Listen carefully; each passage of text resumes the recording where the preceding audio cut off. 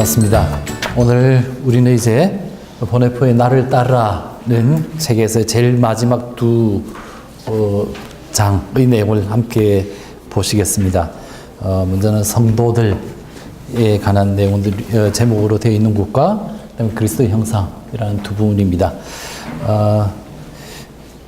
제가 준비한 것을 가지고 바로 읽으면서 오늘 우리 강의를 시작하도록 하겠습니다.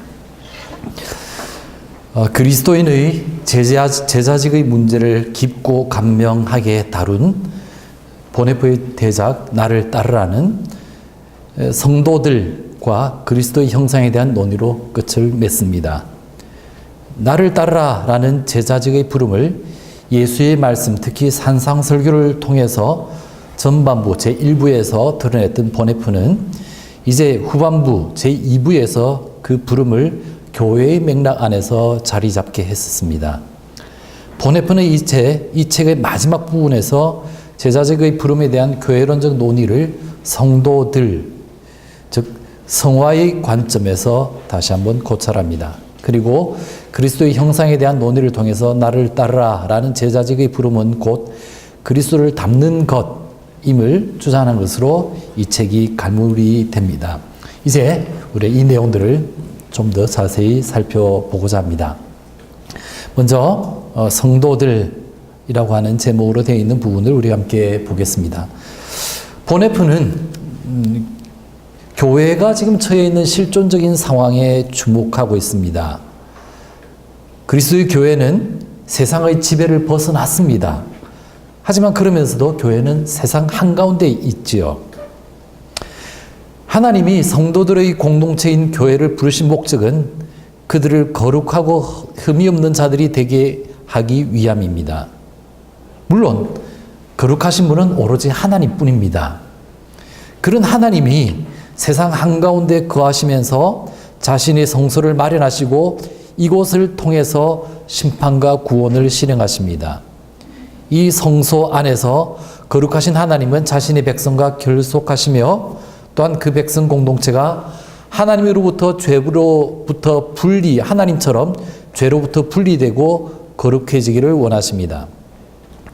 보네포는 이런 일이 도대체 어떻게 일어날 수 있는지를 바로 이 장에서 묻고 있습니다.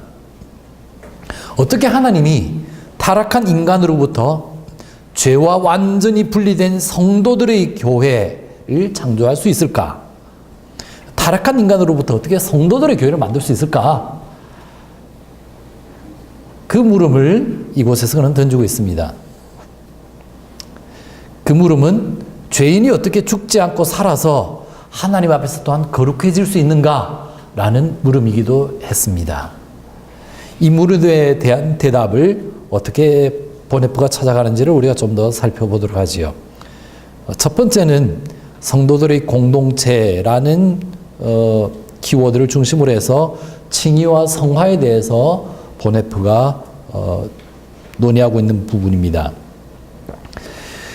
도대체 어떻게 타락한 인간으로부터 하나님이 완전히 거룩한 죄로부터 분리된 성도들의 교회를 창조할 수 있는가라는 이 물음에 대한 대답을 보네포는 성육신과 십자가의 사건에서 찾습니다. 하나님이 친히 인간이 되어서 자신의 아들 예수 그리스도 안에서 우리 육신을 취했습니다.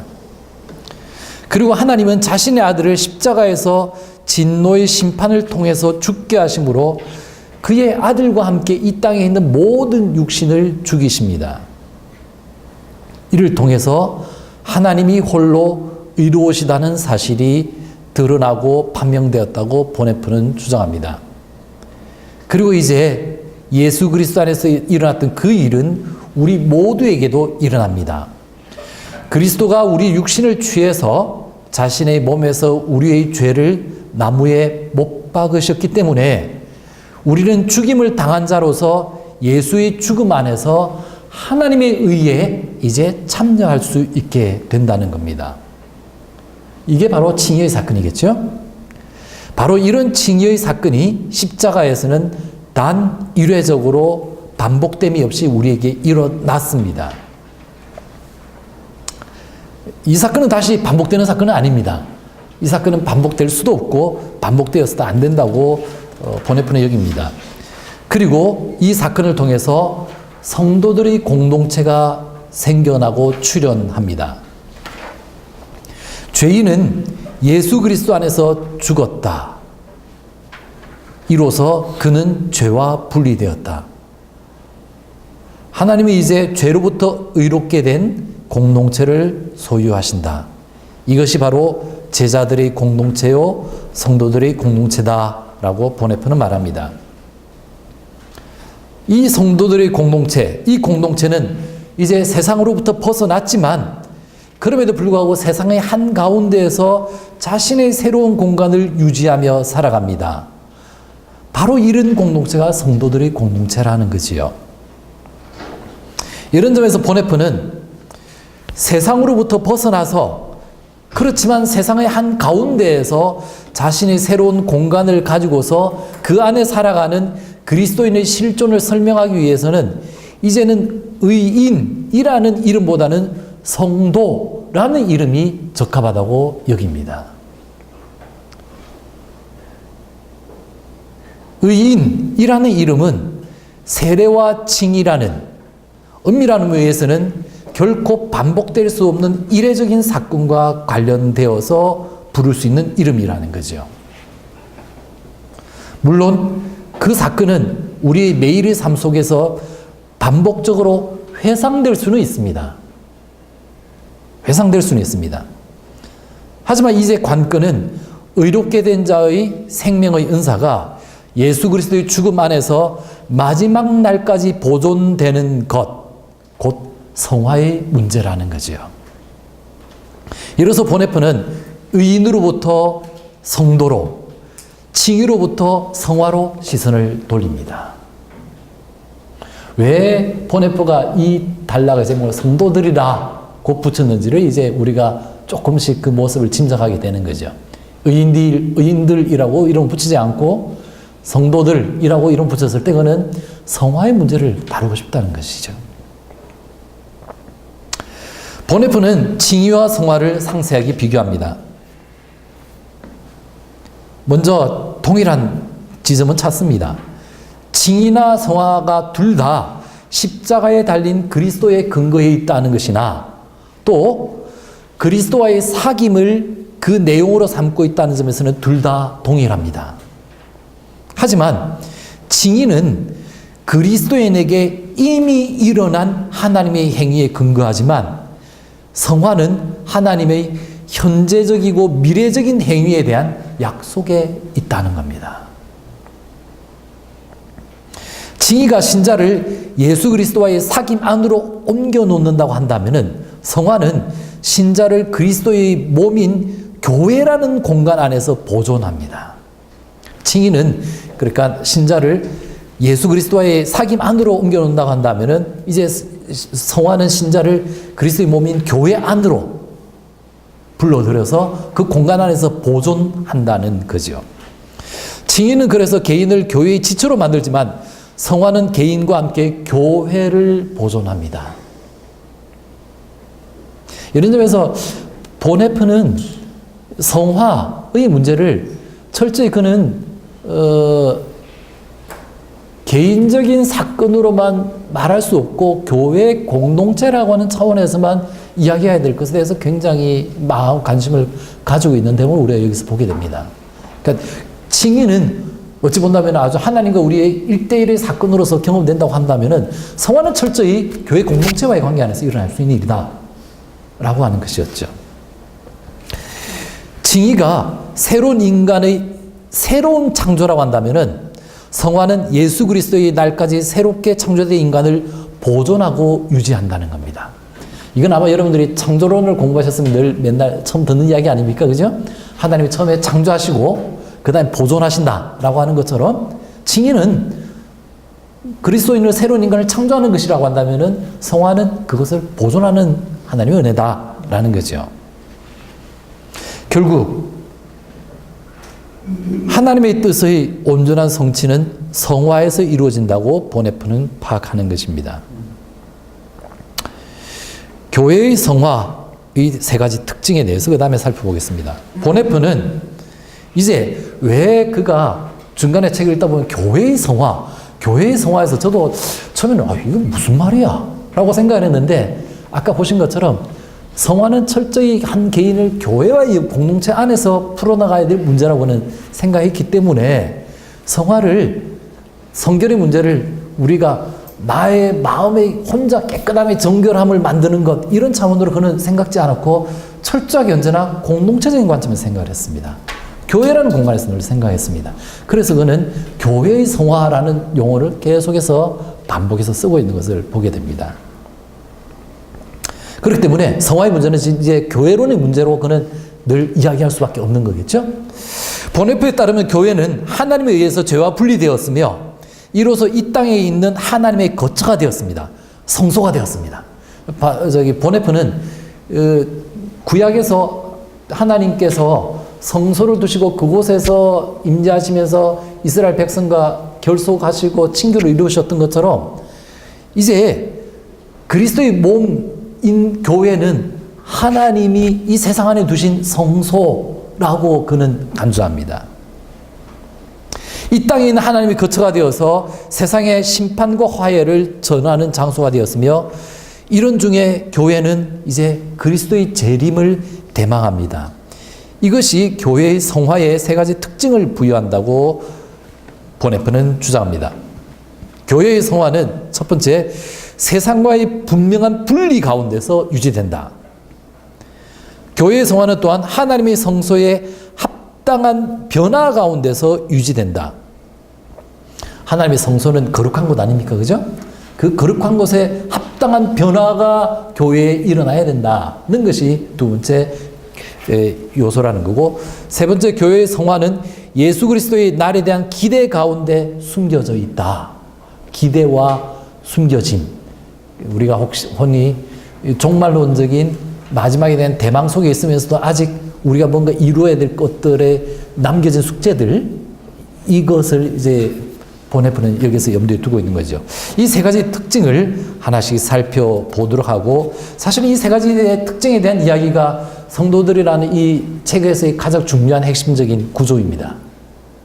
그러니까 보네프가 결국은 이 성도들에서 제일 중요하게 이야기하고 싶은 것은 성화라고 하는 것이었고, 성화는 개인의 문제가 아니라 교회 공동체에서 일어날 문제이기 때문에 교회의 성화인데, 이 성화의 문제는 그걸 결국 교회와의 연관 속에서 이야기하려고 할 때 이것을 어떻게 그는 특징 짓는가 했을 때 금방 이 세 가지 요소에 의해서 이야기하고 있는 것이 이 책에서의 이 부분의 가장 핵심적인 내용입니다. 그래서 첫 번째로 우리가 살펴볼 것이 세상과의 분명한 분리라고 이야기했던 그 특징을 살펴보겠습니다. 보네프는 먼저 성화라고 하는 것은 오직 보이는 교회 안에서만 존재한다고 주장합니다. 우리 아까 우리 김재진 교수님께서 말씀하신 것처럼 우리가 이 책을 읽기 전에 성도의 교제에 대해서 우리가 보았을 때 교회론을 그가 이야기했던 것을 여러분들 기억하실 겁니다. 보네프는 가시적인 교회를 굉장히 중요시 여깁니다. 현실적으로 우리 있는 교회, 이 교회가 정말로 아까 보네프가 말하는 것처럼 그는 진짜 이 교회라고 하는 것은 진짜 이거는 그리스도의 몸 그 자체이기 때문에 하나님이 이곳에서 우리와 만나시는 성소와 같은 곳이다 라고 여기는 마음을 늘 가지고 있었습니다. 그래서 그는 가시적 교회라고 하는 것은 굉장히 중요시 여기거든요. 여기서도 그대로 나타납니다. 보네프는 성화라고 하는 것은 오직 보이는 교회 안에서만 존재한다 라고 먼저 주장합니다. 그것은 그 교회의 가시성을 그는 이렇게 설명합니다. 세상의 공간과 뚜렷이 구분되는 경계선을 가지는 교회의 가시성. 세상과 완전히 구분되는 뚜렷한 경계선을 가지는 교회의 가시성은 교회의 성화가 가지는 특징이자 조건입니다. 세상과 구분되지 않는 교회에서는 성화를 말할 수 없다는 겁니다. 교회가 오히려 성화의 상태에 있는지를 살펴볼 수 있는 요건은 세상과의 공간적인 구분이 있느냐 없느냐에 있다는 겁니다. 그는 이렇게 말합니다. 성령의 보증은 성령께서 이제 교회 안에서 이것을 끌어가실 때 성령께서 계신다는 것의 지표는 뭐냐? 참으로 교회로 하여금 세상과 대립하도록 만든다는 거죠. 대립한다는 것은 교회는 세상과 분명한, 뚜렷하게 분명히 구별되는 경계선이 있다는 이야기인 거죠. 회색지대를 그는 생각할 수 없다고 하는 게 맞습니다. 따라서 교회와 세상 사이에는 분명한 경계선이 그어져 있어야 한다고 보네프는 여긴 거죠. 그리고 바로 이런 성화의 성격에서 교회의 정치 윤리가 가능하다고 보네프는 주장합니다. 정치 윤리. 교회는 정치 윤리를 가질 수밖에 없다고 보네프는 주장하고, 아마 여러분들은 보네프와 관련돼서 일반적으로 가지는 많은 내용들을 통해서 보네프에게서는 정치 윤리라는 것이라고 한다면은 일단은 뭐 아주 강한 다른 사람, 제가 만약에 정치 윤리를 말하면 여러분들은 많은 설명이 필요하시겠지만, 보네프 하면 정치 윤리 하면은 당장 히틀러나 당시에 독일 제국과 싸운 것을 여러분들 기억하실 테니까, 그거 정치 윤리라고 말할 때는 우리가 지금 흔히 말하는 정치율보다 훨씬 더 어떤 심각하면서도 어떤 때는 굉장히 뭔가 힘을 넘치는 그런 것들을 가지고 이야기할 겁니다. 그죠? 훨씬 더 아까 김재진 교수님 우리 시작할 때 기도하셨던 것처럼 어쩌면은 우리가 지금 보는 현실에 대해서 더 뭔가 강렬한 것을 이야기할 만한 이런 정치윤리를 말할 만한 분인데, 근데 놀랍습니다. 그가 어떻게 그게 가능하다고 말하는지 다시 보시면요. 교회의 정치윤리는 교회와 세상의 혼돈과 혼합이 있지 않다고 그는 얘기입니다. 교회의 정치윤리는 오직 성화의 근거에 있다. 그 말은 곧 세상은 세상이고 교회는 교회이다. 그러나 교회는 온 세상에 하나님의 말씀, 곧 땅과 거기에 있는 것은 모두가 주님의 것이다 라는 소식을 전해야 한다. 이것이야말로 바로 교회의 정치적 성격이다 라고 저는 주장합니다. 그러니까 교회의 성화라는 것은 철저히 먼저 세상과 구분되는 분명한 자기의 공간이 확보되어 있어야 되고, 바로 그 속에서 이제 세상을 향해서 세상의 모든 것은 하나님의 것이다 라고 선포해나가는 그 자세가 있을 때에 진정한 정치 윤리가 가능하다고 보네프는 생각했던 거죠. 우리는 흔히 정치 윤리나 이런 거 생각하면은 사실은 세상이 교회 같고 교회가 세상 같고 가가지고 그냥 가가지고 투쟁하고 있고 뭔가 정치인인 것 같기도 하고 목사님 같기도 하고 목사님 같기도 하고 정치인 같기도 하고 이런 걸 생각할 텐데, 보네프는 여러분들이 아는 그 정치윤리를 할 만한 그 보네프는 여기서 이런 이야기를 하고 있는 거죠. 교회는 교회고 세상은 세상이다. 그 속에서 교회가 세상을 향해서 이 모든 것은 하나님의 것이다 라고 선포하는 바로 거기에서 교회의 정치적 성격이 있다고 보네프는 여기 있고, 어쩌면 그게 보네프가 정치윤리를 그렇게 강하게 나중에 후에 자신의 히틀러에 대한 그런 투쟁과 저항까지도 이끌어내가는 힘 또는 순수성, 아니 어쩌면은 물불 가리지 않고 이제 보네프의 표현대로 하면 단순한 순종을 할 수 있던 힘은 아마 여기 있지 않았는가, 그런 생각을 해보게 됩니다. 예, 보네프는 사람들이 자신의 교회의 추악한 모습에 실망하여 여기로부터 도피하여 보이는 형제들이 교회 밖에서 성화를 추구하는 것에 대해서 반대합니다. 흔히 우리가 교회의 실망스러운 모습 보면은 나가서 하나님 나라를 운동하려고 하잖아요. 보네프는 그걸 반대합니다. 보네프는 교회의 추악한 모습에 사람들이 실망해서 여기로부터 도피해서 보이는 형제들이 교회 밖에서 내가 성화를 추구하겠노라 라고 하는 것은, 그거는 그런 생각이라고 여겼습니다. 그것은 그리스도의 죽음 안에서 일어나는 교회의 성화가 아니라 그 사람이 그릇된 종교적 욕망의 발로이며, 또한 의롭게 된 죄인들의 가시적 공동체인 그리스도의 몸을 멸시하는 행위이기 때문이다. 우리가 지난번에 앞에 책에서도 본 것처럼 보네프는 정말 교회를 진지하게 생각한 사람입니다. 정말 우리는 교회가 있어도 되고 없어도 되고 때로는 이렇게 생각할 수도 있을지 몰라도, 보네프는 정말 어떻게 그리스도의 몸인 이 교회를 니네가 벗어나서 니네가 뭔가 할 수 있다고 생각한다고? 그건 이 그리스도의 몸을 멸시하고 배신하는 행위일 뿐더러 그건 너희들의 아주 교만한 인간의 종교적 욕망의 발로에 불과한 거지, 교회가 다 추악하고 더러워졌으니까 이거 다 벗어나서 나 밖에서 할래 라고 하는 태도들에 대해서 그는 분명히 이야기하는 거죠. 그때는 이미 교회와 세상을 구분 안 하는 것이겠죠. 보네프가 봤을 때는 교회는 교회다 그래도 세상은 세상이고 라고 하는 것이 그의 주장이었습니다. 성화는 교회의 거룩한 투쟁을 그래서 늘 조장합니다. 늘 거룩한 투쟁을 하도록 만든다는 겁니다. 세상이 교회가 되지 않게 하고 교회도 세상이 되지 않게 하려는 투쟁을 늘 조장하게 하며 이 땅에서 그리스도의 몸에 주어진 공간을 차지하려는 교회의 투쟁을 조장한다라는 거죠. 이 세상에서 교회가 정말 세상 안에서 해야 될 그 뚜렷한 공간이 있고 자리가 있기 때문에 그 공간을 확보하는 그 일, 그곳에서 교회의 성화는 일어나야 되는 거고 그 투쟁을 멈출 수 없고 바로 그 안에서 하나님의 성화의 역사가 일어나고 하나님이 우리가 만날 수 있는 공간으로 그는 믿었기 때문에, 그리고 그로부터 교회와 세상이 해야 될 분명한 구분 속에서 교회가 세상을 향해서 외쳐야 될 일이 있다고 그는 여기기 때문인 거죠. 이것이 바로 교회의 성화가 된 첫 번째 그의 특징이라고 그는 여겼습니다. 세상과 분명하게 분리되는 공간을 가지는 교회, 이때라야 교회의 성화에 대해서 말할 수 있다.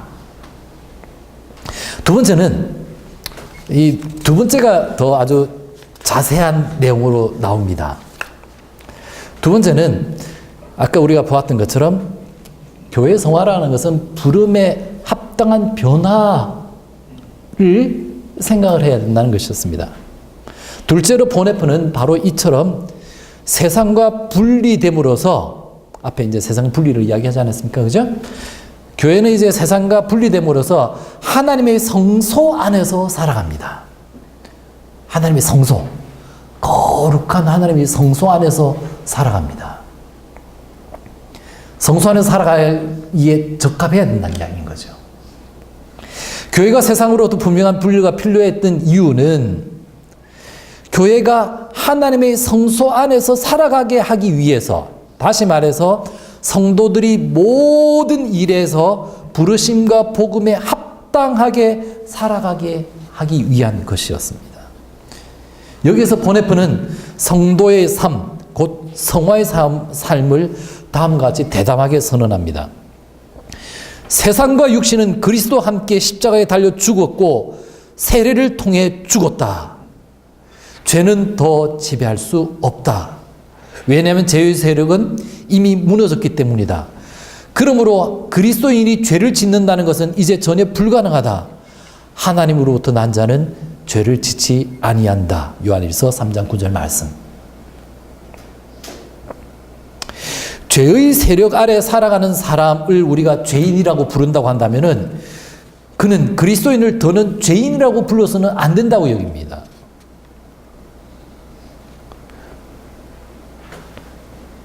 그리스도인은 이제 그리스도 때문에 성도가 되었습니다. 아까 제일 처음에 우리가 한 이야기 아닙니까? 그죠?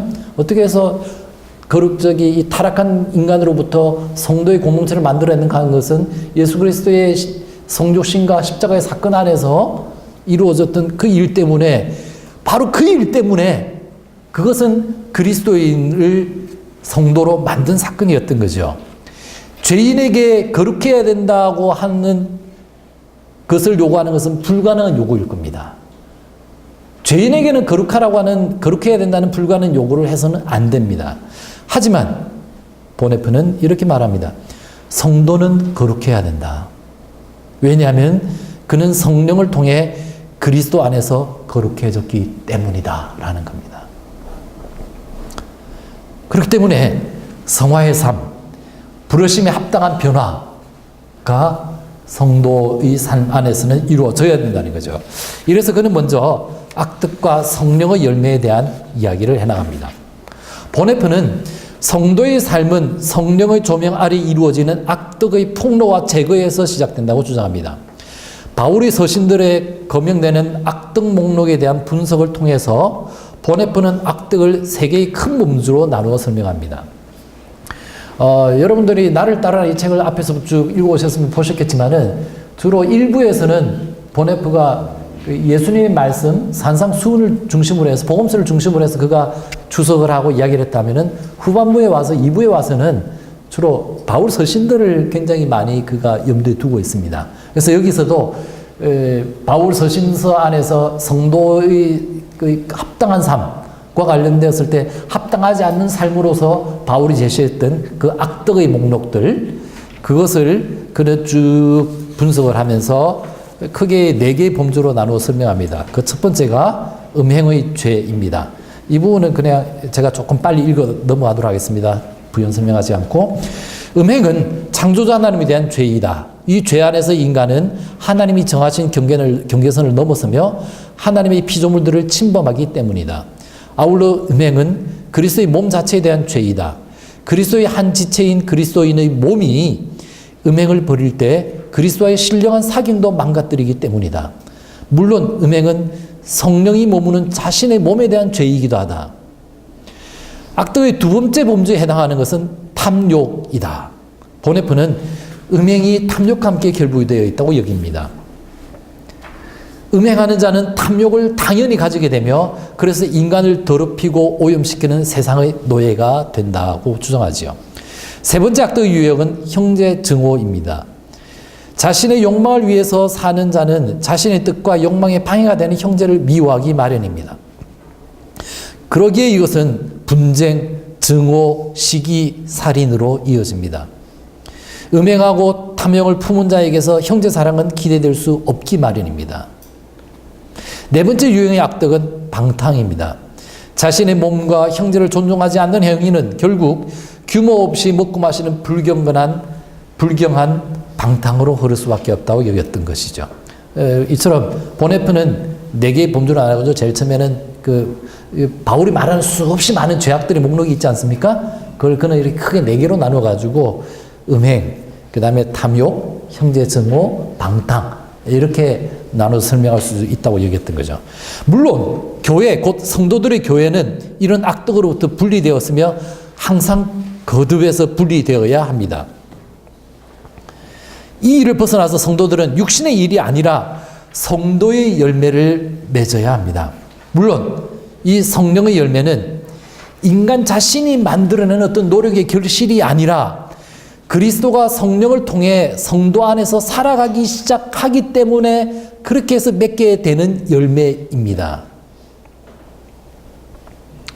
성령의 열매에 관한 보네프의 설명을 쭉 읽어보시면은 성령의 열매라는 것이 우리가 내가 막 그것을 애써서 이렇게 해야 되는 것으로 이야기하기보다는 성령께서 거룩한 영이신 성령께서 내 안에서 살아가기 시작하다 보니까는 자연스럽게 나도 모르게 맺혀지는 열매가 성령의 열매라고 그는 이야기하는 거죠. 그렇기 때문에 열매가 분명히 드러나게 보이지 않는다고 해서 열매의 존재에 대해서 의심을 해서도 안 된다고 저는 여깁니다. 마찬가지로 열매가 혹시 분명하게 드러난다고 하더라도 성도는 오직 주님만을 잠잠히 바라볼 것이며 자신의 선함을 알지 못한 채 사죄를 위해서 죄 용서함을 받기 위해서 기도해야 될 뿐이다 라고 그는 주장합니다.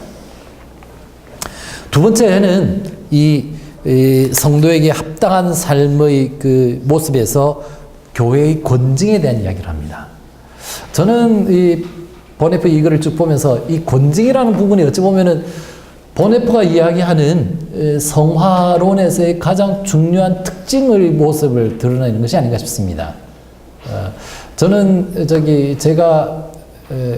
저는 지금 서울신대 교수로 있으면서 성결교회죠. 저희 성결교회에서 성결, 성령, 성결, 성화라는 것은 제일 중요한 주제인데, 저희에게서는 성결, 성화는 굉장히 개인의 어떤 차원에서 또는 뭐 감리교회에서도 이제 더 넘어와서 이야기한다 하더라도 사회적 성화, 어떤 사회적 실천 이런 쪽으로 이야기하고 많은데 보네프는 그 성결의 이야기를 함에 있어서 공동체의 사건으로서 교회 안으로 들어와서는 이야기하는 제일 중심적으로 여기에 생각하는 것 중에 하나가 그는 권징, 교회 안에서의 권징이야말로 성도들의 정말 세상과 구별되는 합당한 삶을 이루어 나가는 성화의 삶에서 제일 중요한 특징이다라고 그는 여겼던 것 같습니다.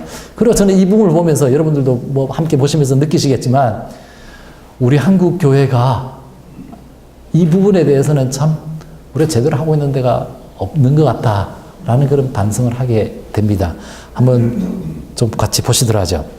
물론 보네프는 성도들의 교회가 이상적인 교회는 아니기에 회개와 용서가 여전히 필요하다고 여깁니다. 하지만 보네프는 용서가 값싼 은혜로 전락하지 않도록 용서와 회개의 균형을 강조합니다. 교회는 용서와 함께 회개도 선포해야 된다. 교회는 죄를 용서할 뿐만 아니라 죄를 지적해야 된다. 교회는 죄를 무조건 용서해서는 안 된다. 오직 회개의 설교를 계속할 때에만 복음도 선포될 수 있다. 죄를 죄라고 말하지 못하는 교회는 용서를 받으려는 사람에게서 아무런 믿음도 발견하지 못할 것이다.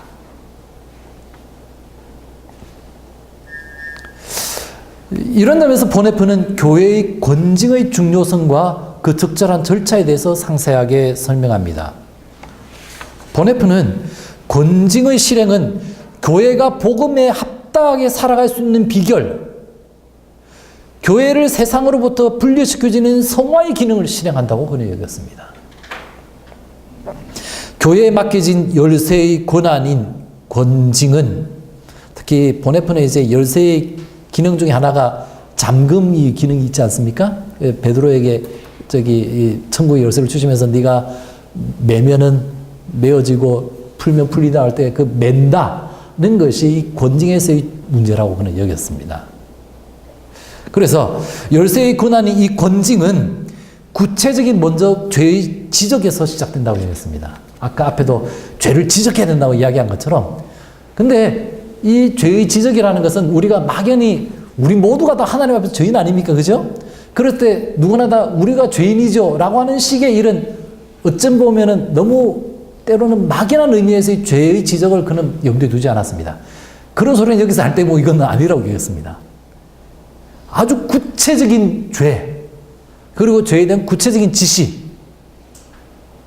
이러이러이러한 행동, 그것이 바로 죄다고 이야기하지 우리가 뭐 다 참 착하게 선하게 어떻게 잘 하시는 분들한테도 내가 죄인이죠 라는 의미에서의 권징을 말하는 게 아닙니다. 아주 뚜렷하게 나타나는 구체적인 죄의 지적, 그 지적을 촉구하는 것이 바로 권징입니다. 이 권징은 구체적인 죄의 지적에서 시작합니다. 그리고 죄를 구체적으로 지적하고 심지어는 검증하는 신문 절차를 거치고 나면 보네프는 그런 표현을 쓰고 있습니다. 신문. 그러니까 진짜 막 마치 우리가 무슨 징계위원회 이런 거 열어가지고 막 진짜 다 심판위원회 이런 거 하는 것처럼 다 정말 구체적인 행위가 있었는지 그래 다 소명 들어보고 그거 다 해가지고 다 진짜 신문을 통해서 다 확정되고 나면은 그리고 나면은 고해가 그 다음에는 따를 수 있다고 얘기했습니다. 고해는 죄인이 자기 기만과 자기 용서의 위험에 빠지지 않도록 도와주며 형제 앞에서 죄를 고백할 때 육신은 자만과 함께 죽게 만듭니다. 하지만 바로 이때 사죄의 말씀을 통해 하나님의 자비를 얻는 새로운 인간이 생겨납니다. 이런 점에서 고해는 하나님의 값비싼 은혜를 전달하는 수단이 된다고 그는 주장하지요. 그러니까 권징과 회개에 대한 분명한 촉구가 없이 여겨지는 용서의 선포라는 것은 값싼 은혜인 거죠. 보네프 앞에서 말한 표현하면 고해는 앞에 말했던 구체적인 죄의 지시와 지적이었고 그것에 이어서 고해를 통하여서 이루어진 이 절차가 이루어지고 난 뒤에 선포되는 사죄의 말씀, 용서의 말씀 일이 이루어진다면 얼마나 창피하겠습니까? 예? 얼마나 창피하겠습니까? 그러니까 자만을 죽고 뭐 이런 표현을 쓰고 있지 않습니까?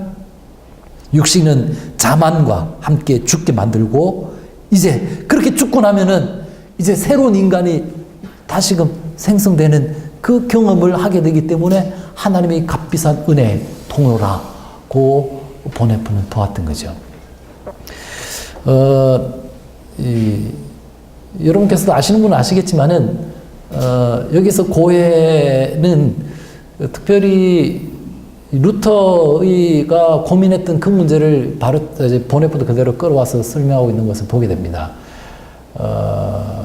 우리가 가톨릭으로부터 종교개혁을 해나올 때에 7대 성사에서 우리는 2대 성사, 이런 세례와 성만찬 둘만 가져오지 않았습니까? 근데 여러분들 아시는 것처럼 루터가 처음에는 고민했었지 않습니까? 고해를 가져와야 될까 말까 고민했었어요. 고해 성사를. 그 초기 작품들을 보면 굉장히 많이 나옵니다. 그러다가 결국은 고해는 빼버렸어요. 하지만은 고해야말로 굉장히 중요한 요소라는 것을 루터도 알고 있었고, 그래서 바로 그 글을 제가 인용은 하지 않았지만 지금 보네프는 이 글에서 인용하고 있습니다. 내가 당신들한테, 루터가 직접 한 말로 내가 당신들한테 고해를 권하는 것은 딴 게 아니고 진짜 그리스도인이 되라는 소리다 라고 하는 그것을 여기서 설명하고 있거든요. 그러니까 고해라는 것은 꼭 여기서의 고해는 신부님한테 가가지고 하는 일은 고해가 아니라 아주 공개적으로 형제 앞에서 내가 죄인입니다 라고 선포하는, 아마 어쩌면 우리가 우리 한국 교회 초대 부흥운동 때 모든 사람들 앞에서 자기 죄를 이렇게 고백했던 그 현장의 경험을 그는 고해라고 이렇게 이야기하고 있는 거죠. 얼마나 정말 창피합니까? 그러나 그렇게 되고서 죽고 나면은 정말 새로운 인간이 창조되게 하는 하나님의 값비싼 은혜가 전달되게 하는 것이 바로 이런 과정이다라고 그는 여겼던 겁니다. 교회는 권징의 절차와 수행을 단지 직무로 맡은 자, 목회자 같은 사람들이겠죠. 직무로 맡은 자의 차원에서는 물론이거니와 전체 교인의 차원에서 행해져야 된다고 여깁니다. 그래서 마태복음 말씀 나오는 것처럼 몇몇 사람들이 가서 아니면은 개인의 차원에서라도 해야 될 경우는 해야 된다. 물론 이런 권징의 목표와 목적은 하나님의 값비싼 은혜에 봉사하기 위함입니다. 죄인이 구원을 잃지 않도록, 그 얼마나 그 값비싼 것을 잃지 않도록, 그리고 그 값비싼 복음이 남용되지 않도록 죄인은 권면과 형벌을 받아야 된다라고 말하는 거죠. 만일 교회의 권징이 이루어지는데도 죄인이 계속해서 죄를 고집한다면은 그를 교회의 모든 사귐에서 배제해야 된다라고 보네프는 주장합니다. 출교를 시키라는 이야기겠죠, 그죠? 물론 이 배제는 회개하지 않은 죄인 자신에게 이미 그 스스로에게 일어난 심판을 재차 확인하는 것에 불과한 것일 겁니다. 그러나 모든 사귐으로부터의 배제라는 교회의 최종적인 권징은 교육적인 행동으로서 교회가 지는 최종적인 심판의 행위는 아니라고 그는 이야기를 합니다. 교육적인 의미입니다. 왜냐하면 그것이 교회가 최종적인 권징으로서 죄를 인정하지 않아서 그를 모든 교회의 사귐으로부터 배제시켰지만은 그것은 곧 죄인이 교회로 되돌아오거나 구원을 앞으로도 받을 수 있는 하나님의 은혜의 선물로서 그를 여전히 작동된다고 여기기 때문인 거죠. 따라서 보네프가 이전에 우리가 뭐 중세나 이런 식으로 이야기한다면 교회에서 출교시키는 그 사람이 구원이 없다라고 하는 식의 입장을 가져간 것은 아니고요. 그가 그렇게 보네프도 이제 고해나 권징을 통해서 교회로부터 이렇게 배제시킨 것은 이미 스스로가 심판을 받는 행위인 거고, 그렇게 된다는 것은 제가 죄를 인정하지 않은 거니까요. 그렇게 된 거고, 그랬다 손치더라도 이거는 교육적인 목적이고 행위이기 때문에 그로 하여금 나중에 다시금 그가 죄를 깨닫고 회개할 수 있는 그것을 위해서 그를 배제시키고 사귐에서 벗어나게 하는 것이지, 이것 자체가 교회가 이 사람에 대한 최종적인 심판이라고 여기서는 안 된다. 당신이 교회가 구원의 결정을 할 수는 안 된다는 이야기인 거죠. 그죠? 예. 그렇게 이야기합니다. 이런 방식으로 성도가 복음에 합당하게 살아가는 교회의 성화는 유지된다고 주장했던 겁니다. 이것이 두 번째 내용입니다.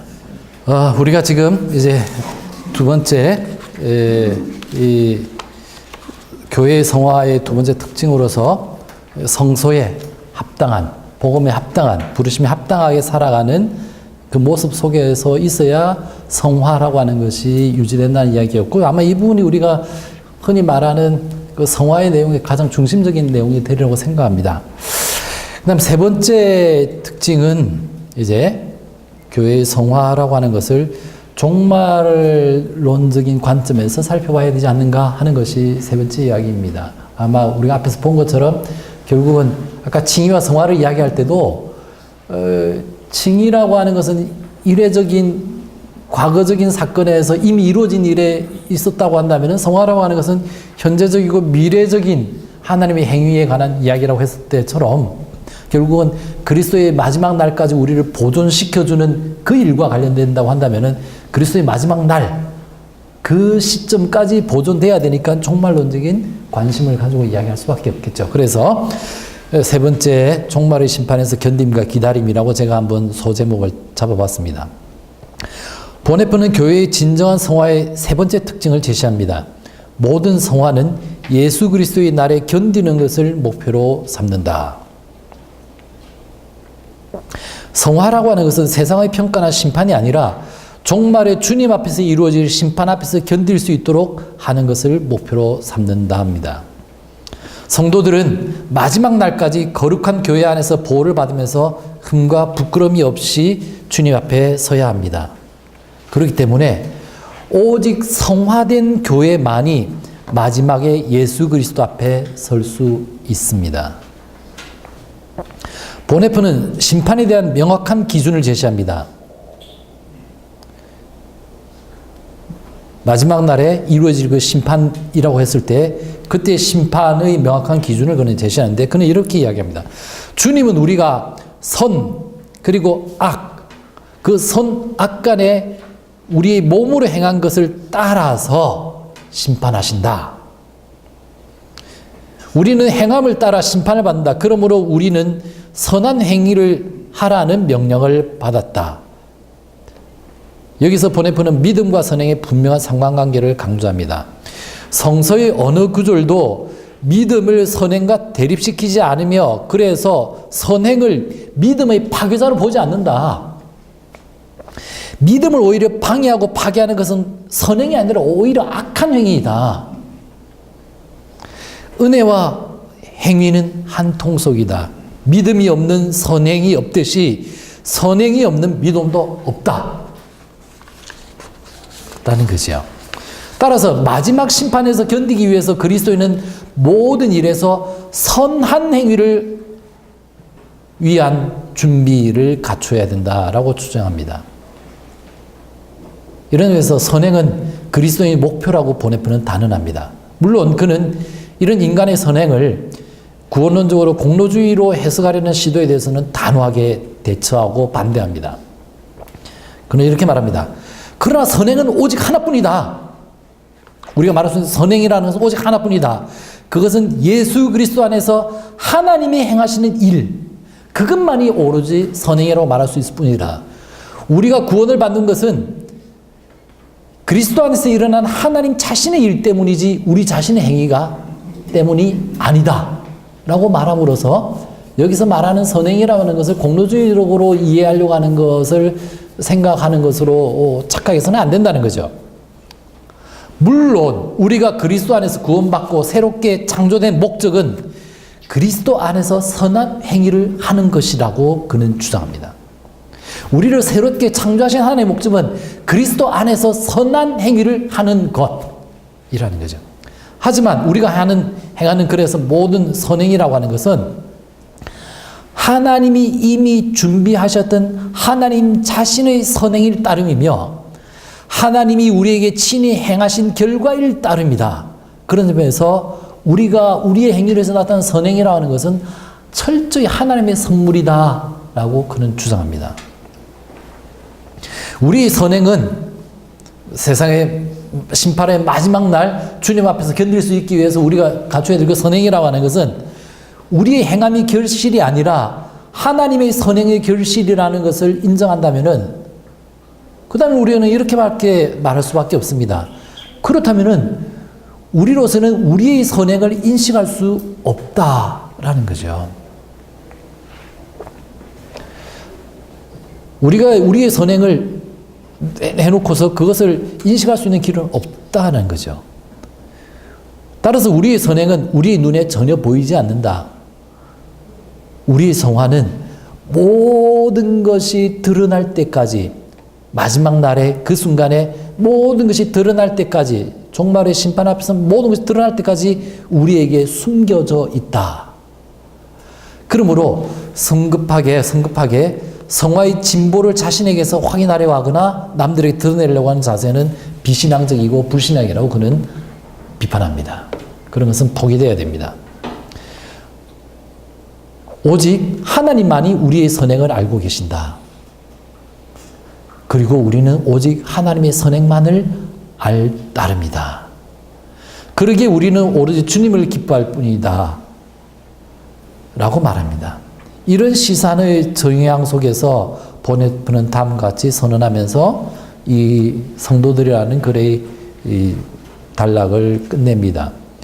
믿는 자는 의롭게 되고 의롭게 된 자는 거룩하게 되며 거룩하게 된 자는 심판의 날에 구원을 받을 것이다 라고 말입니다. 이건 이제 바르트에게 있었던 글을 그가 이제 자신의 표현으로 옮겼을 것이라고 할 수 있겠습니다. 여기까지가 성도들에 대한, 그리고 이제 정말 이 나를 따라 해서 제일 마지막 글, 그런 아주 짧은 글, 그리스도의 형상이라고 하는 글을 우리가 한번 소개해 드리려고 합니다. 보네프는 그리스도의 형상이라는 소제목의 간단한 글로 이 자신의 책 나를 따르라는 책을 마무리합니다. 보네프에게서 그리스도의 제자가 된다는 것은 궁극적으로 제자가 그리스도처럼 될 것을 의미합니다. 우리 이 책의 제목에서 나를 따르라, 그래서 그리스도의 제자가 된다는 것은 그리스도처럼 되는 것을 의미한다고 그는 보았습니다. 그에 따르면 나를 따르라 라고 하는 예수의 부름을 받은 자들에게는 엄청나고 위대한 약속이 주어졌는데, 그 약속은 뭐냐? 그들이 그리스도를 닮게 될 것이다 라는 약속이라는 거죠. 제자들이 이제 바라보고 있는 그리스도의 형상, 그 형상은, 모습은 단지 미술관에 걸린 한 폭의 그림처럼 그저 거기에 걸려있는 것이 아니라 그 형상은 제자들의 존재 안으로 침투해 들어가서 그들의 모습을 변화시켜서 스승의 모습처럼 바꾸어 놓는다라고 보네프는 주장합니다. 제자들은 하나님의 아들의 형상을 무감각하게 한가하게 바라볼 수가 없다. 하나님의 아들의 형상은 변화의 힘을 발휘한다. 그래야 제자는 그리스도와 함께 동일한 하나님의 형상을 지닌 자가 된다는 것입니다. 보네프는 이 하나님의 형상이라는 개념을 중심으로 자신의 논의를 더욱 깊이 이끌어갑니다. 처음에 하나님이 세상을 창조하실 때에, 아담을 창조하실 때에, 인간을 창조하실 때에 하나님은 자신의 형상에 따라서, 하나님의 형상에 따라서 인간을 창조하셨습니다. 피조물인 인간이지만 하나님의 형상을 따라서 닮을 지음받았다는 것은 하나님을 닮게 될 것이라는 이 신비한 은혜가 인간에게 이미 주어졌던 겁니다. 하지만 인간은 자기 방식대로 하나님과 같이 되었으며, 이로써 스스로 하나님이 된 인간에게 하나님은 필요 없게 되었습니다. 이로써 인간의 타락이 일어났고, 인간은 결국 자신의 본질인 하나님의 형상을 잃어버렸다고 보네프는 지적합니다. 타락한 인간은 하나님의 형상을 되찾으려고 노력하면 노력할수록 상황은 더욱 악화될 뿐입니다. 하지만 하나님은 다시 두 번째로 피조물 안에 자신의 형상을 창조하시기를 기뻐하십니다. 당연히 예수 그리스도의 사건이겠죠, 그죠? 이를 통해서 인간에게는 하나님의 형상이 잃어버렸던, 망가졌던 하나님의 형상이 회복될 길이 열립니다. 그 길은 다름 아니라 하나님이 친히 인간의 형상을 취하시고 인간에게 오시는 길입니다. 보네프는 하나님의 형상, 인간의 형상이라는 개념을 서로 이제 하나님께는 인간의 형상이라는 말을, 인간에게는 하나님의 형상이라는 말을 서로 이게 주고받고 있는 것을 여러분들 보시게 됩니다. 그러니까 먼저 하나님이 친히 인간의 형상을 취하시고 인간에 오시는 길 속에서 하나님이 피조물 안에 자신의 형상을 창조하신다는 거죠. 곧 예수 그리스도의 사건을 통해서 그 길이 열릴 겁니다. 인간이 더는 하나님의 형상을 닮을 수 없기 때문에 하나님이 인간의 형상을 취하시고 이를 통해서 인간에서의 변화가 일어나게 하는 것, 그것이 곧 하나님의 아들이 하나님의 형상을 비우고 인간의 형상으로 오신 사건의 이유와 목적입니다. 인간에게서는 일어날 수 없었던 형상의 변화, 모양의 변화, 모습의 변화가 이제 하나님 자신 안에서 일어났습니다. 그리고 이제 하나님의 예수 그리스도 안에서 자신의 형상을 이 땅에 새로 창조하셨습니다. 이 새롭게 창조된 형상은 성육신, 그리고 십자가의 죽음, 그리고 부활의 변화에서 그 모습을 드러낸다고 보네프는 간주합니다.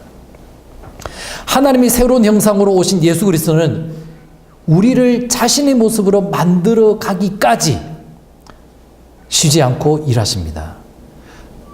보네프는 거듭 강조합니다. 우리가 자신을 그리스도의 형상으로 만드는 게 아니라 그리스도가 우리를 자신의 모습으로 만들어 가신다는 거예요. 그리스도의 형상이 우리를 그의 모습으로 닮게 만들어 가는 거지, 우리가 우리의 모습을 하나님 예수 그리스도의 형상으로 만드는 것이 아니라고 이렇게 늘 계속해서 주장하고 강조하고 있습니다. 보네프는 예수 그리스도 안에서 드러난 하나님의 새로운 형상, 곧 우리가 닮게 될 그리스도의 형상을 세 가지로 소개합니다. 그것은 첫 번째는 인간이 되신 분이라는 형상, 두 번째는 십자가에 달리신 예수 그리스도의 형상, 또 부활을 통해서 변화하신 분의 형상, 이 세 모습입니다. 이 세 가지 형상을 더 자세히 살펴보려고 합니다. 뒤에 보네프의 뒤에 나오는 저작인 윤리학에서 중요한 보네프 윤리학을 설명하는 중요한 개념 중에 하나가 형성의 윤리라는 것이 나옵니다. 형성의 윤리. 그러니까 우리가 우리 자신을 결국 우리가 윤리적으로 뭔가 사랑한다는 것은 우리 모양을 예수 그리스도 안에서 우리 그 그리스도 상이 우리를 그렇게 만들어가는 것이다 라고 하는 것의 의미에서 그가 형성의 윤리라는 말을 쓰는데, 그때도 형성의 윤리를 이야기할 때 제일 중요하게 여기는 개념이 바로 이 그리스도 형상으로서 이 세 가지 개념입니다.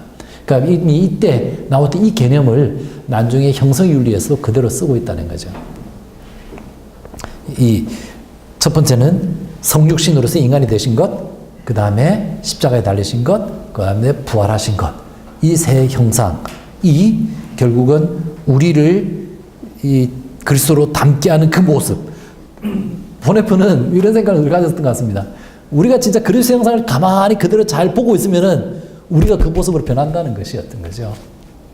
정말 보고 사모하고 있으면 그 모습대로 우리는 변화되는 거고, 그건 우리가 변화되는 거고, 우리가 변하는 게 아니라 그 그리스도의 형상이 우리를 형성시킨다. 우리의 모양을 그렇게 만든다라고 하는 것이 그가 가졌던 생각입니다. 그래서 첫 번째 그 형상을 한번 소개하면요. 그리스도는 성육신을 통하여서 인간의 모습을 취했습니다. 인간성, 인간의 형상을 취했습니다.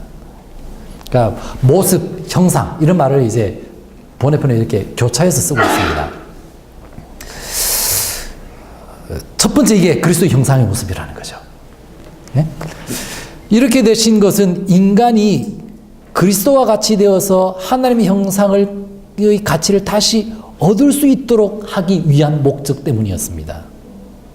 그러니까 왜 그리스도가 성육신을 통해서 인간의 모습을 취하셨는가? 이것은 인간이 그리스도와 같이 되어서 하나님의 형상의 가치를 진짜 회복하기 위함인데, 이것은 그분과의 사귐 안에서 우리가 그렇게 될 수 있고, 이분과의 사귐 안에서 인간은 이제 본래적인 인간성을 다시 선물로 받게 됩니다.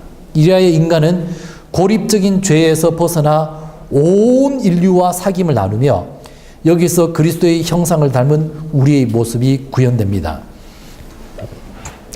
인간이 되신 분은 예수님이죠. 예수님이 인간이 되신 그분은 제자들을 모든 인간의 형제로 만드십니다. 이게 이제 닮게 하는 거죠. 그죠? 그러니까 예수님이 인간이 되셨기 때문에 제자들도 모든 인간의 형제로서 똑같은 모양으로 우리를 형성시킨다는 거죠. 예수 그리스도의 성육신을 통해 드러난 하나님의 인간 사랑은 이 땅의 모든 인간을 사랑하는 그리스도의 형제 사랑의 근거가 됩니다. 그러니까 예수 그리스도가 가지셨던 인간 사랑이라는 그 형상이 우리를 변화시켜 가지고 우리 안에도 이 땅의 모든 인류를 사랑할 수밖에 없는 그 형제애를 가질 수 있게 하는 것으로 우리를 변화시킨다 이 말인 거죠. 바로 이런 식으로 그리스도를 닮아서 변화된 우리의 새로운 인간성이 입증된다라고 저는 여겼습니다. 둘째, 성육신하신 그리스도는 이 땅에서 십자가에 달리신 분의 죽음의 모습을 취하셨습니다. 이 두 번째 모습은 아마 여러분들이 나를 따라 앞부분에서 저기 그 일부에서 해왔던 내용을 염두에 두시면 될 것 같습니다. 이렇게 드러난 하나님의 형상을 통해서 우리에게 지시되는 것은 제자의 삶이란 그리스도의 죽음을 본받는 삶이라는 겁니다. 근데 보네프가 이런 말을 할 때는 때로는 섬찟할 때가 느껴집니다. 우리가 진짜 그리스도에 산다는 것은 그리스도의 죽음을 진짜 본받는 거다. 물론 우리 너무 잘 아는 말씀이죠. 말씀 속에서도 하늘의 미랄에 떨어져 썩어서 죽지 않으면은 아무것도 안 된다. 죽어야 된다라는 것을 알고 있지만은 이런 말로 대담하게 그리스도의 제자의 삶이란 그리스도의 죽음을 본받는 삶이다라고 말하는 것으로 표현할 때는 아주 어감이 강해지는 것 같습니다. 제자들에게서 이 모습의 닮음은 물론 1차적으로는 세례를 통해서 드러납니다. 그리스도의 죽음을 본받는 삶이라는 것은, 닮음이라는 것은 세례를 통해서 드러납니다. 그리스도는 세례를 통해 제자들의 삶에 자신의 죽음의 모습을 새기십니다. 세례라고 하는 것이 물속에서 죽이는 거잖아요. 그죠? 그러니까 그리스도는 세례를 통해서 제자의 삶에 자신의 죽음의 모습을 그래서 씌워준다는 거죠. 새기신다는 거죠. 우리를 갖다가 그런 모습으로 바꾸신다는 거죠. 자신의 죽음의 모습으로. 그리고 그 죽음의 모습은 제자들이 매일의 영적 투쟁에서 경험해야 할 고난에서 드러납니다. 그리고 때로는 순교의 고난에서까지도 드러납니다. 제자들이 이런 식으로 겪는 고난은 모든 제자가 이 땅에서 감수해야 하는 예수 그리스도의 자신의 고난입니다. 앞부분에 읽으신 거 기억나시죠? 예수 그리스도인들이 받아야 될 고난이라는 것은 그냥 우연히 있는 고난이 아니라 필연적으로 이건 있을 수밖에 없는 고난인 거고, 그 고난은 예수 그리스도가 남기셨던 남김의 그 고난이다. 바로 보네포가 그렇게 강하게 말했던 부분이 있지 않습니까? 그걸 지금 다시 염두에 두고 있는 거죠. 이 고난은 모든 제자가 이 땅에서 감수할 수밖에 없는, 그냥 우연히 재수 없어서 고난 받는 게 아니라 제자라면 당연히 받을 수밖에 없는 예수 그리스도의 자신의 고난의 몫이다 라는 거죠. 그렇기 때문에 두 번째 모습, 십자가에 달리신 분의 죽음의 모습이 우리를 변화시킨다는 이야기는 결국 우리가 그런 고난의 삶을 우리 것으로 체화시켜 나가야 된다라는 이야기를 보네프는 지금 이야기하고 있는 거죠. 셋째, 인간이 되시고 십자가에 죽은 그리스도는 변모되고 부활하신 분의 모습을 또한 취했습니다. 따라서 그분과의 사귐 속에 있을 때 부활하신 분의 형상도 그를 보는 자를 변화시킬 것이다 라고 보네프는 주장합니다. 이 변모와 부활의 모습, 그리스도의 영광의 모습은 나중에 가서야 비로소 모든 전모가 드러날 것입니다만은 그때만이 가서만이 드러나는 것은 아닙니다. 이미 이 땅에서, 아니 이미 고통과 십자가 안에서 하나님의 영광은 우리에게 반사되고 있다고는 주장합니다. 여기서 반사되고 있다는 표현이 아마 우리가 흔히 이제 종말론적으로 말하면은 선취라든가, 그러니까 아직 종말에 다 오진 않았으니까 그대로 다 드러나진 않지만 그래도 뭔가 빗줄기를 우리가 조금씩이라도 잡고 있고 미리 맛보기를 한다는 것처럼 그 영광의 빛이 우리에게 반사돼 가지고 나타나는 모습으로 정도는 우리가 경험할 수 있을 거고, 나중에 그 마지막 날에 와서는 그 빛 자체를 경험하게 되겠지만 지금은 그 정도라도 그래도 있다라고 하는 것이, 그래서 지금 우리의 모습을 그렇게 바꿔가고 있다라고 하는 것이 보네프가 주장하는 거죠. 물론 앞으로 우리에게는 하나님의 아들의 형상을 점점 더 완전하게 닮아가는 일종의 진보도 우리에게 이루어질 것입니다. 이렇게 세 가지 모습을 이야기를 했는데, 보네프는 이런 제자들 안에서 예수 그리스도가 자신의 모습을 새겨가는 것을 예수 그리스도가 우리 안에 내주하는 것이라고 하는 전통적인 표현을 빌어서 부연합니다. 우리가 바울의 표현을 말하면은 예수 그리스도가 내 안에, 내가 그리스도 안에 라고 하는 것을 보네프는 이렇게 이 표현으로 예수 그리스도의 형상이 우리를 자신의 모습으로 바꾸고 가신다라는 것으로 이제 그는 설명을 한 거죠. 이런 닮음의 현상을 통해서 그리스도는 제자의 삶 속에서 계속 살아 계십니다. 아니 진짜 보네프가 교회를 정말 글자로 그리스도의 몸이라고 했다면은 이 몸은 그리스도의 몸의 형상을 그대로 가지고 있어야 된다는 이야기였던 거죠. 그리스도의 형상을 진짜 가지고 있다고 한다면은 그곳에는 제자의 그런 형성된 삶 속에는 계속해서 그리스도가 살아 계신다라고 그는 주장을 했던 거죠. 아마 여러분들이 보네프의 그 주장 중에서 늘 그 주장은 유명하지 않습니까? 오늘 그리스도에게 우리에게 그리스도는 오늘 누구에게 누구인가? 라고 했을 때 그 그리스도는 교회 안에서 그리스도의 몸에서 나타난다고 했을 때 그 말했던 것은 그냥 막연하게 가졌던 생각은 아닌 것 같습니다. 진짜 그리스도가 우리를 자신의 형상대로 변화시켜가지고 성도가 그렇게 있다면은 진짜 이곳에 예수 그리스도는 현재 하신다 라고는 믿었던 거죠. 물론 이것은 제2위 하나님만의 내주만이 아닙니다. 그리스도와 함께 아버지가 내 안에 살며 아버지와 아들은 성령을 통해 내 안에 삽니다. 그렇게 본다면 결국 인간을 하나님의 형상으로 새롭게 만드신 분은 삼위일체 하나님 자신입니다. 이렇게 해서 삼위일체의 론적으로 그가 이제 그리스도의 형상에 의한 변화를 이야기하고 있습니다. 보네프가 나를 따르라는 저작의 말미에, 이 책의 제일 말미에 왜 이 갑작스럽게 그리스도의 형상이라는 것을 쓸까? 저는 처음에 좀 궁금했습니다. 그러다가 그리스도의 형상을 닮음에 대해서 이 이야기를 나누었을까?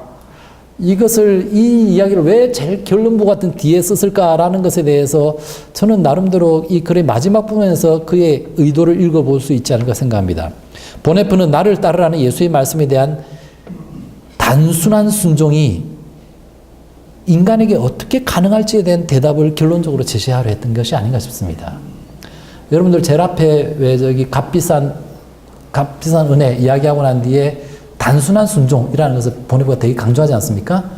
오늘 사람들은 말씀에 대해서 순종하라면 너무너무 머리를 굴려가지고 이렇게 해석해놓고 저렇게 해석해놔가지고 막 이렇게 하는데, 그러지 말고 예수님이 그렇게 하라고 하면 그대로 좀 단순하게 순종 좀 해라 라고 하는 것 안에서 보네프는 사실은 나를 따르라는 것이 가진 힘이 거기에 있었거든요. 그 나를 따르라는 예수의 말씀에 대한 단순한 순종이라는 것이 정말 인간이 어떻게 일어날 수 있을까? 그게 어떻게 가능할지에 대한 대답을 보네프는 나름대로 이 결론적으로 여기서 제시하려고 하는 것이 아닌가 싶었습니다. 보네프는 나를 따르라는 예수의 부름에 대한 복잡한 절차와 논쟁 속에서 사람들이 신학적으로 철학적으로 막 이런저런 해석해가지고 이렇게 하는 것 안에는 한편으로는 값싼 은혜와 인간의 무능성이 조장되기도 하고, 다른 한편으로는 인본주의적 공로주의와 낙관주의가 조장되는 것에 반대하고 있던 것으로 보입니다. 이건 제가 해석을 넣은 겁니다. 그 부분은. 그러기에 그는 그리스도의 형상에 의한 변화와 그리스도의 형상에 의해서 변화가 되었고, 그렇기 때문에 우리는 단순하게 순종할 수 있다라고 하는 것을 말하려고 했기 때문에 그리스도의 형상을 나를 따르라 라는 대목이 제일 마지막에 넣은 것이 아닌가 싶습니다. 그래서 그가 제일 마지막으로 짚어하고 있는 이 말을 제가 인용하고 끝내려고 합니다. 우리가 그리스도와 같이 될 수 있는 까닭은, 우리가 그리스도와 같이 될 수 있는 까닭은 오직 그리스도가 우리와 같이 되셨기 때문이다.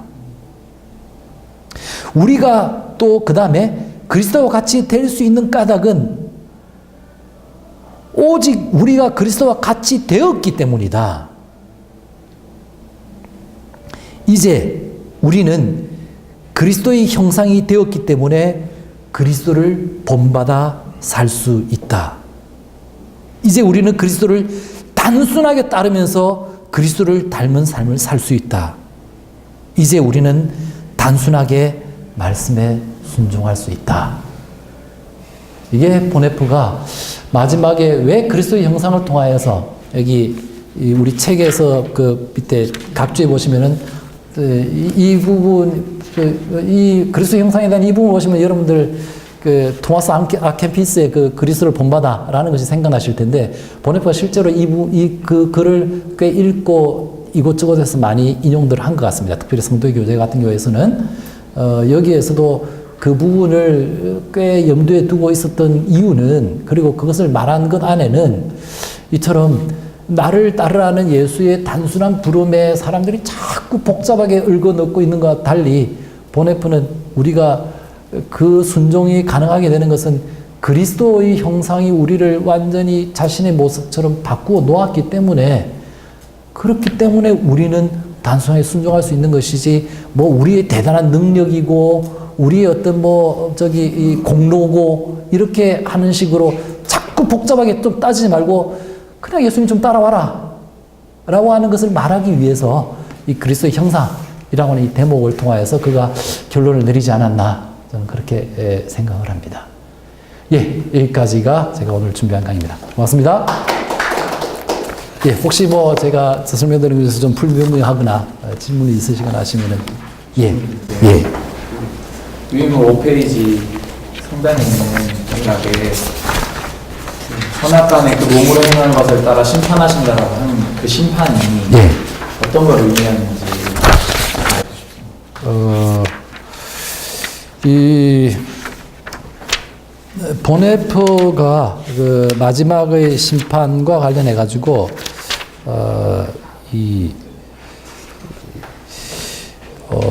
우리가 이제 최종적으로 하나님 앞에서 심판을 받을 때에 보네프는 결국은 궁극적으로 우리가 이 행함을 따라서 심판을 받는다고 그는 여겼습니다. 특별히 제가 그 고린도후서 5장 10절이나 로마서 2장 5절이나 마태복음 16장 27절들을 인용하면서 모든 형실이 마지막에 다 드러날 거고 주님은 행한 대로 심판하시리라고 하는 그 말씀이 곧 우리에게는 그 선악간의 선한 행동을 했는가 악한 행동을 했는가에 따라서 우리를 심판하시게 될 건데, 그 선한 행위를 우리가 우리에게 드러나야 되는 거고, 그런 점에서 그는 선한 행위를 행하는 것이야말로 우리가 살아야 될 성화에서의 가장 중요한 목표다라고 하는 것을 이야기하고 있는 대목인 거죠. 그러면 이 심판이라는 게 구원을 받고 못 받는 걸 얘기하는 건가요?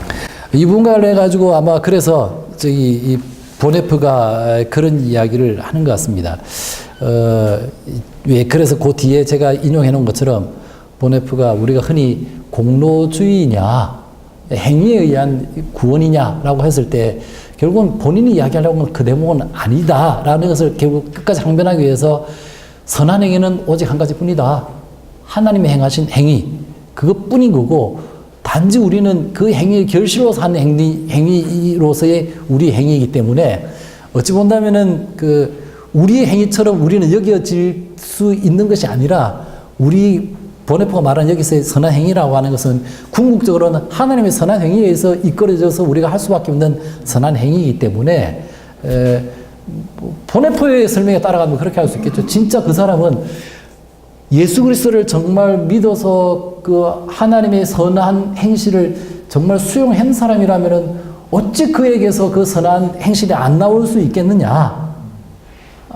그러니까 선한 행실을 결국 선한 행위와 선악간에 그가 행한 것에 따라서 심판한다는 그 말 안에서는 그가 끝끝내 악한 행위를 할 수밖에 없었다고 한다면 그 안에는 하나님의 그 선행이라는 그 안에서 역사하지 않았던 것 아니냐라고 하는 것으로 간명하게 이야기를 했던 것 같습니다. 그래서 아마 이야기한 것처럼 선행이 믿음을 파괴하는 것이 아니라 악행이 믿음을 파괴하는 것이지, 왜 이게 선행을 한다니까 믿음을 지킨다는 것이 마치 둘이 경쟁 관계에 있고 파괴하는 것으로 이해하는 것, 그거 아니지 않느냐 하는 것을 보네프는 이야기하고 있는 것 같습니다. 예. 아마 우리가 그 부분들을 볼 때는 좀 조심스럽게 읽어야 될 부분이긴 하지만은 보네프는 분명하게 그 입장을 가지고 있었던 것 같습니다. 예. 예. 형상에서 예. 이제 가져왔던 관계 유래로 형상을 설명하는데 예. 예. 전통적인 계획이나 관계 유래는 인격적인 부분, 예. 예. 거듭과 의와 이런 걸 설명하는데 예. 여기서는 새롭게 예술도 안에서 하는 형상을 이렇게 참고했거든요. 네. 그러면서 또 이제 예수님을 닮아간다는 표현을 쓰고 있고, 그래서 그 형상을 어떻게 이해하게 될지, 창조 타락에서 그게 글쎄요, 다른 부분에서 좀 고민을 해봐야 될 것 같습니다. 아마 보네프가 근데 이 하나님 형상을 내서 여기에서는 그렇게 아주 좀 심각하게 고민하면서 이렇게 풀어낸 것 같지는 않습니다.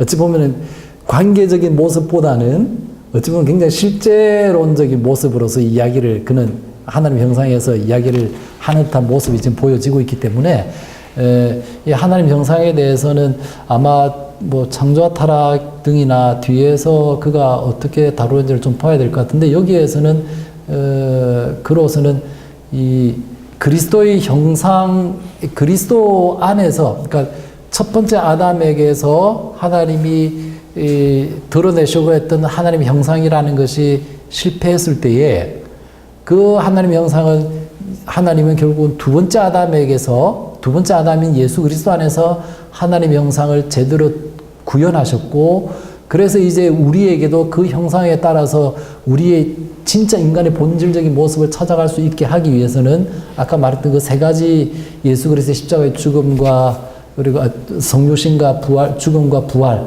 이 모습 안에서 정말 인간이 어떤 모습이어야 되는가 하는 것에 대한 그 답들을 그는 찾아야 된다고 여긴 것 같은데, 내용적으로는 규정하고 있지만 하나님의 형상에 대해서 뭐 이전부터 쭉 있어 왔던 그걸 실제론적으로 볼 거냐 아니면은 뭐 관계적인 것으로 볼 거냐 하는 것에 대해서는 여기서 그렇게 심각하게 생각하고 다루고 있지는 않은 것 같습니다.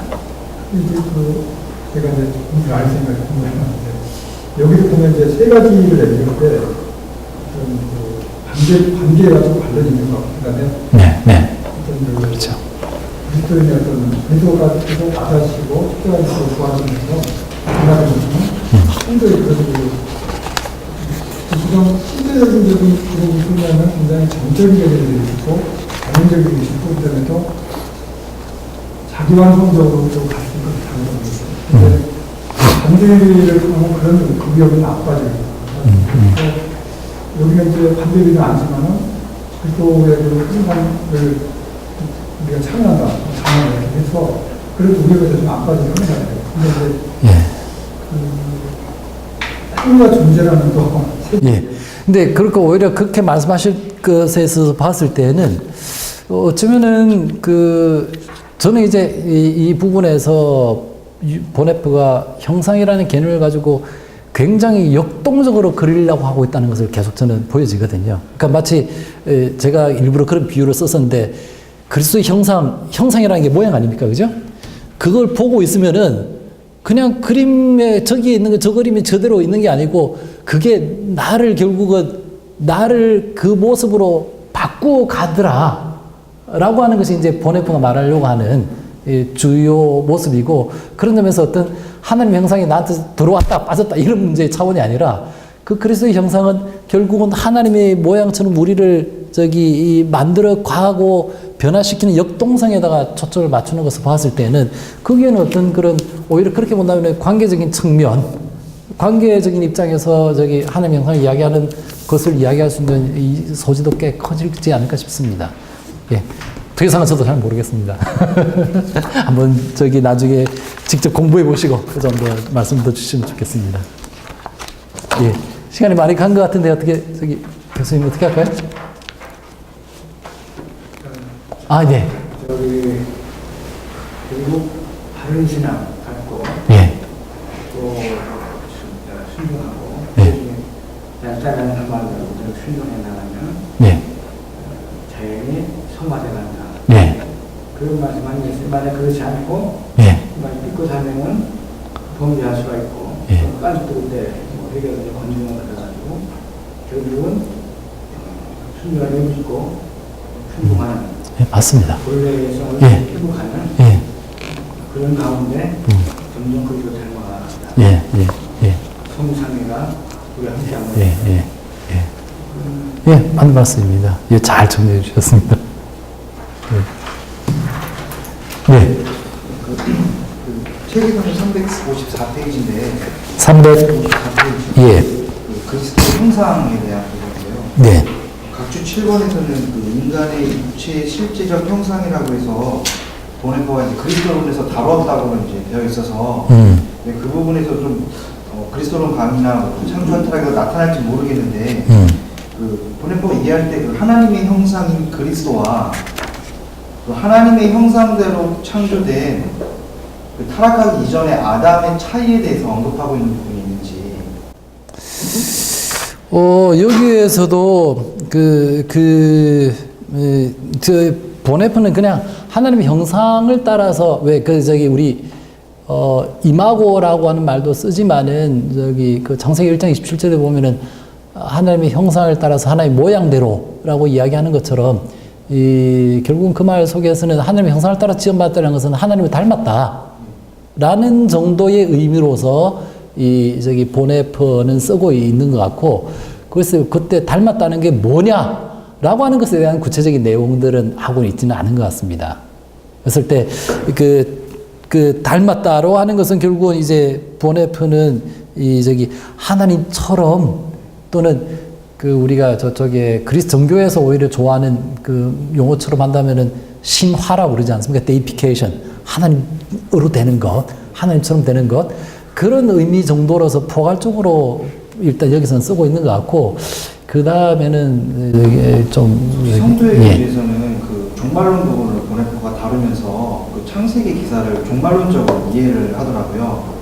그렇게 되면 결국 그 타락 전 아담의 형상 자체가 타락한 인간이 그리스도를 따라가는 그 그리스도 형상을 닮아가는 결국 종말 그 인간의 하나님 형상을 닮아가는 종말론적 측면 자체가 이 타락하기 이전에 아담의 그 형상과 동일시하고 있는 거 아닌가 그런 생각이 좀 들어서. 그거는 저도 잘 모르겠습니다. 그러니까 이제 그거는 우리가 늘 가진 숙제인데, 일반적으로는 우리가 좀 주제에 벗어난 이야기인 것 같습니다만은, 일반적으로는 우리가 마지막 하나님 나라의 완성이라는 것은 처음에 첫 번째 에덴 동산의 모습으로서의 복원이냐, 아니면 그 이상의 뛰어넘이냐, 라는 것에 대한 논의들을 우리가 가끔씩 하지 않습니까? 저는 그 상태의 복원으로 보이지는 않습니다. 그렇다면은 또다시 그런 일이 일어날지도 모르잖아요.